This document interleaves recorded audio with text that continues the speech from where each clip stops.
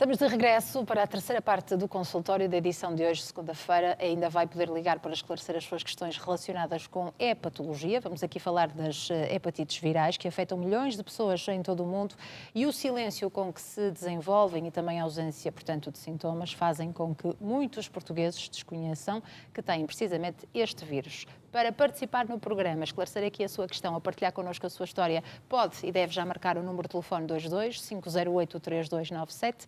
Tem também à sua disposição o endereço de e-mail consultório@portocanal.pt. Connosco está o Dr. Filipe Neri, médico hepatologista, a quem agradeço a presença. Muito obrigada, Sr. Doutor, por estar aqui connosco e depois ajudar os nossos telespectadores. Portanto, dizia eu há pouco que um teste simples pedido ao médico de família permite saber se uma pessoa tem ou não o vírus e iniciar este tratamento. Quando é que devemos pedir estas análises e também com que regularidade? Muito bem, muito obrigado por estar Obrigada aqui presente mais uma vez, realmente neste espaço que é extraordinário para esclarecer a população e fazermos aquilo que de facto devemos fazer, que é aumentar a literacia para a saúde, não é? Obrigada. O rastrear ou despistar as hepatites víricas.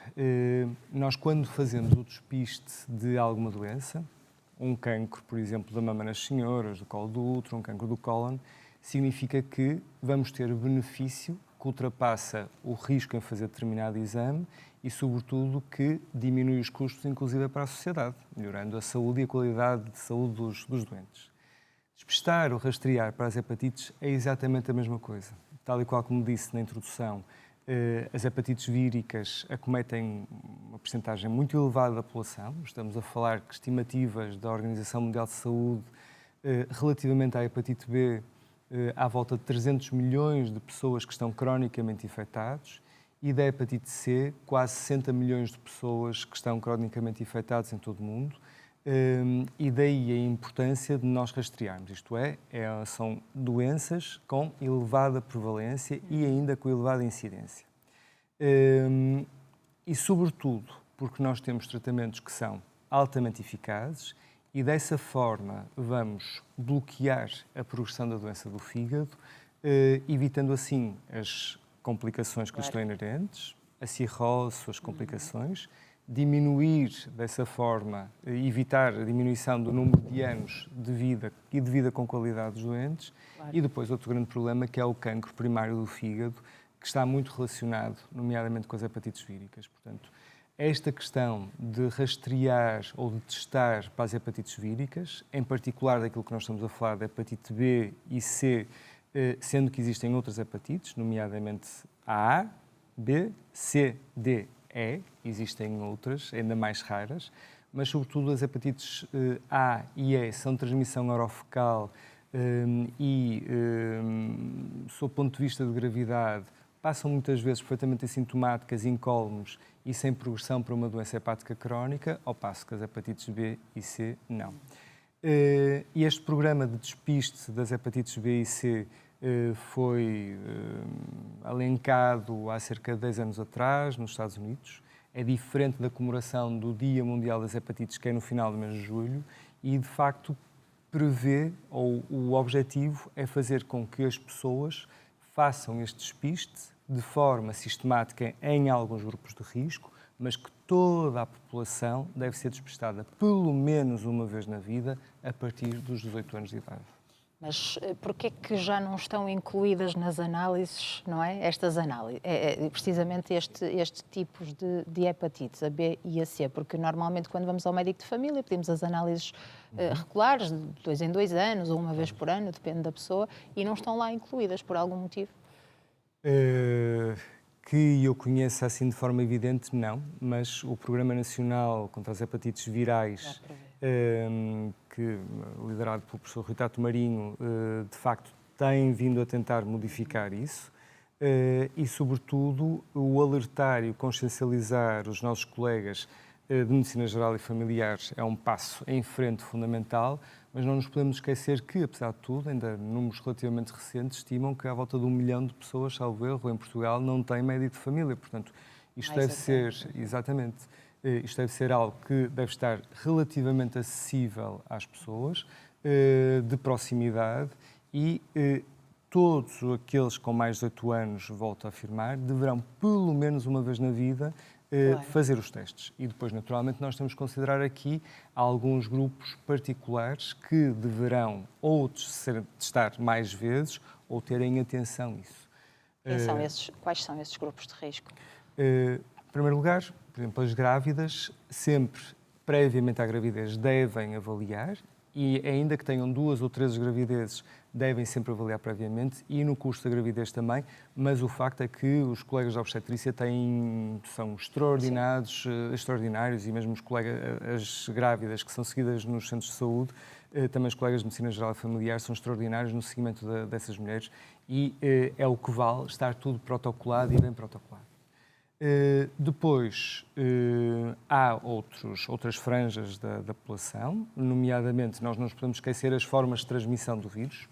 O vírus da hepatite B pode ter 3 formas, assim, a grosso modo, de transmissão. Através via vertical, isto é, de mãe para filho. É algo que, com a vacinação, isto vai ter tendência a esbater e a tendência para o zero. Mas nós sabemos que as mães podem transmitir, as mães portadoras e não reconhecidas podem transmitir para os filhos.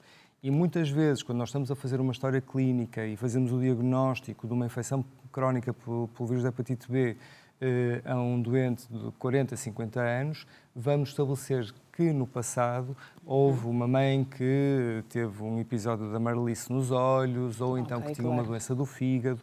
E, a partir daí, nós vamos ter que ver, inclusive, os irmãos desse doente, fazer o respectivo rastreio e identificamos, de facto, alguns clusters, alguns grupos familiares com infecção pelo vírus da hepatite B. Portanto, nós não nos podemos esquecer que, nomeadamente no passado, a transmissão vertical de mãe para filho era algo importante. Depois, a transmissão horizontal, isto é, por via sexual. Naturalmente que as pessoas, antes de iniciarem atividade sexual e antes de terem algum relacionamento novo, deverão testar-se. Naturalmente, a prevenção é sempre utilizando métodos de barreira, ok? E a vacinação. E depois a transmissão por via parentérica, isto é, os consumidores de drogas, aqueles que partilham parafernália, portanto, os materiais injetáveis. E depois há, inclusive, circunstâncias do dia-a-dia que nós nem nos apercebemos muito e que também é perfeitamente válido para a transmissão do vírus da hepatite C, como, por exemplo, as pessoas que no passado faziam tratamentos dentários, estamos a falar de há muitos anos atrás, sim, felizmente, claro. E que os materiais não eram reciclados, não eram descartáveis e, portanto, eles eram utilizados e reutilizados, com formas naturalmente de esterilização que não eram as que nós utilizamos habitualmente, ou então aquilo que nós também podemos identificamos em alguns indivíduos, por exemplo, e já falando para a hepatite C, transpondo aqui para a hepatite C, indivíduos que estão na faixa dos 60 anos e que nós façamos um diagnóstico de um vírus da hepatite C, na história pregressa podemos avaliar, por exemplo, que foram à tropa, foram vacinados em pelotão na tropa e, portanto, eram todos vacinados em filinha, muitas vezes com a mesma agulha, claro. E daí a transmissão. Portanto, a hepatite B, de facto, tem estes tipos de transmissão. A hepatite C é, sobretudo, transmissão parentérica, portanto, é mais comum, digamos assim, nos utilizadores de drogas, e daí que programas específicos, nomeadamente que já estão enraizados, como seja troca de agulhas, de material de parafernália, ou então, como também acontece, as idas das equipas aos centros presidiários, para rastrear, identificar, para depois tratar. É comum aos 2 vírus a ausência de sintomas durante muitos anos, Sr. Doutor, e é daí que pode resultar o estudo feito a nível nacional, que estima que existam cerca de 40 mil portugueses portadores deste vírus e sem diagnóstico? Sim. O facto é que são, na fase inicial da doença, durante vários anos, cursam de forma perfeitamente assintomática. Daí a importância de nós fazermos o despiste.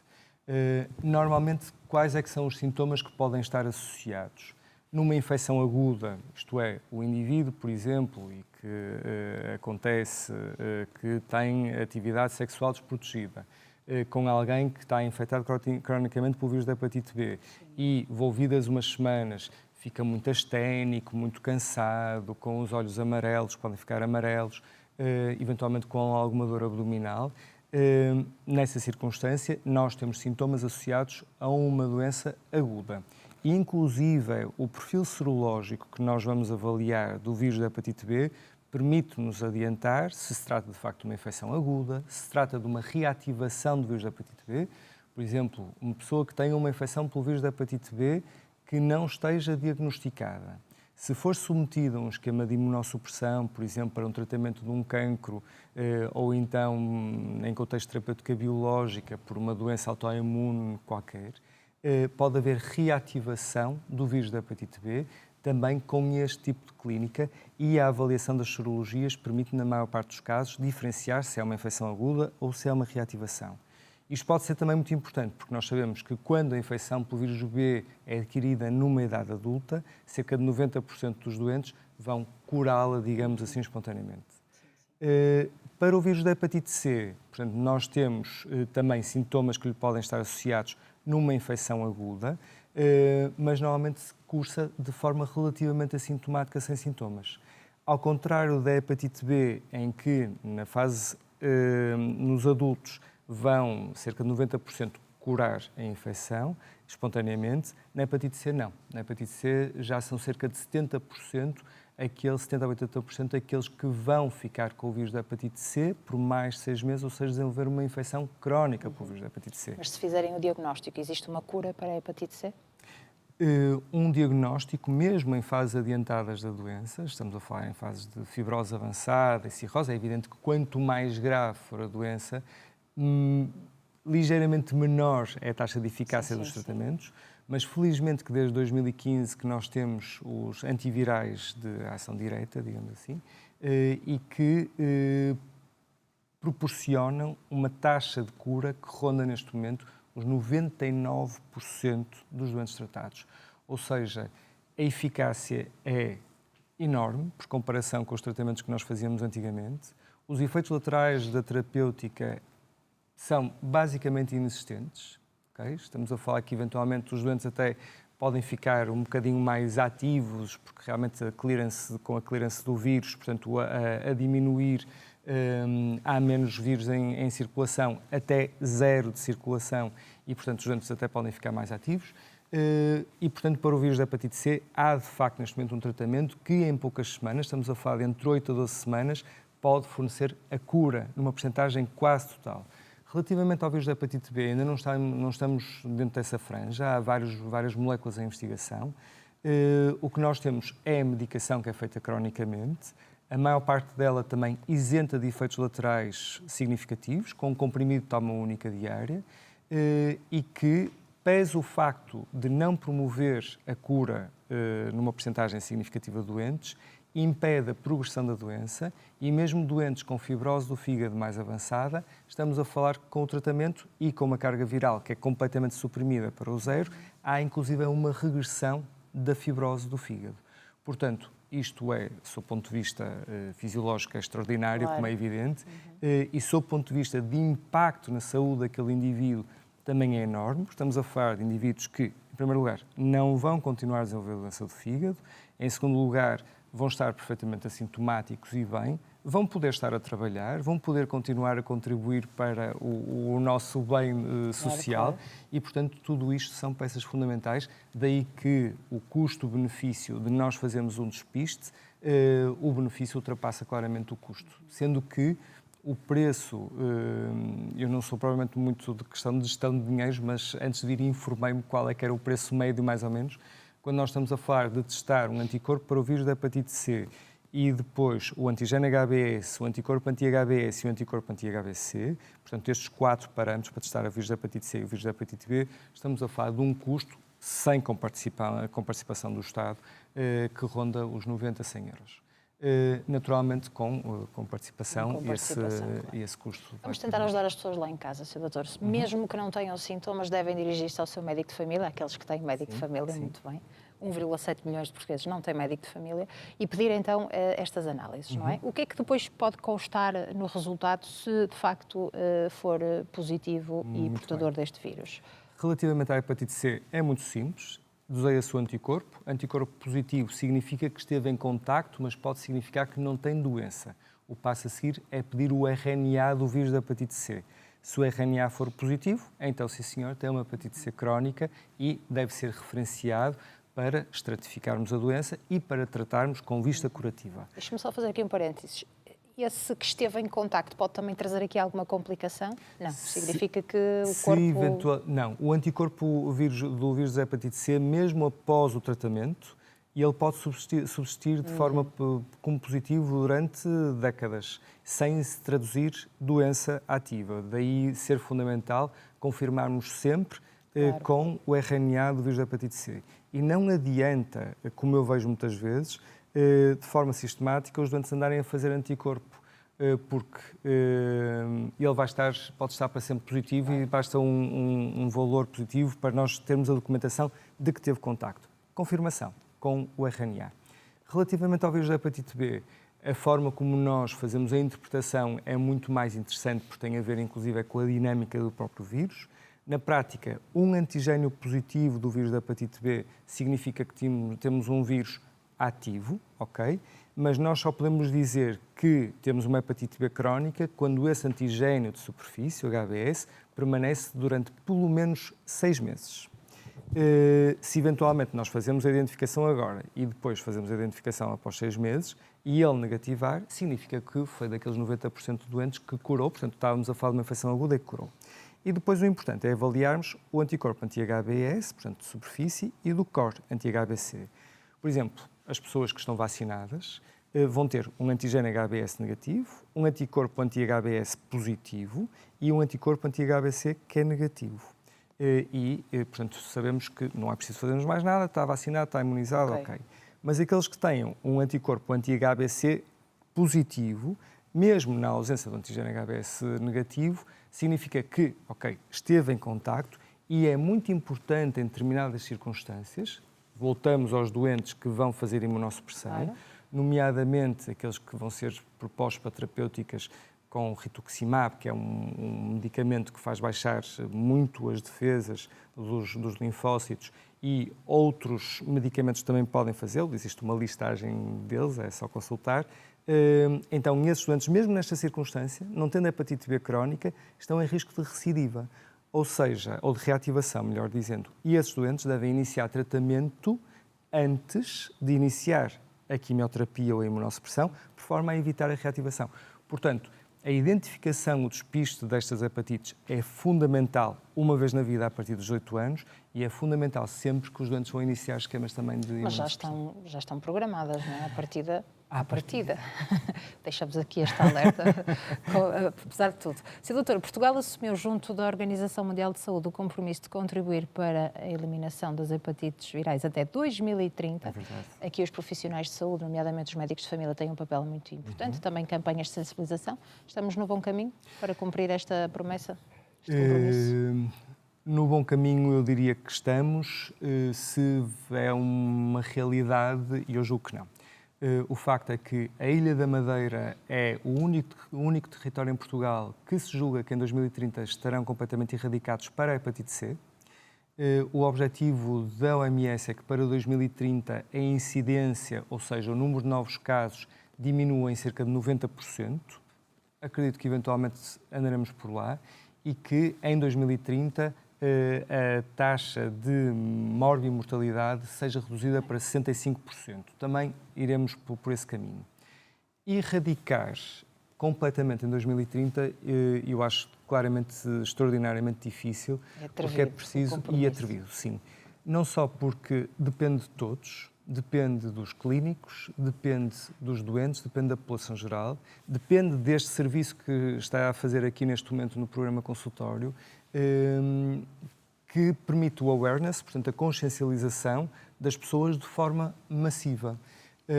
Ainda foi a semana passada que vi em consulta um doente que siga há muito pouco tempo por uma cirrose que estava etiquetada como sendo apenas do álcool, mas implica que se façam sempre todos os restantes estudos e tem um anticorpo antivírus do hepatite C que é positivo. Portanto, não é pelo facto de termos uma causa que nós possamos de logo eliminar as outras. Portanto, despistar, é o programa para, de facto, chegarmos a essa meta. Os hepatites são tratáveis, mas é preciso testar, não é? Isso é isso mesmo. mesmo. Muito obrigada por esta sugestão de tema, Sr. Doutor, e também pela sua presença. Vamos agora ouvir os nossos telespectadores. Portanto, têm os próximos minutos de intervalo, um curtíssimo intervalo para participar, através do número de telefone 22-508-3297.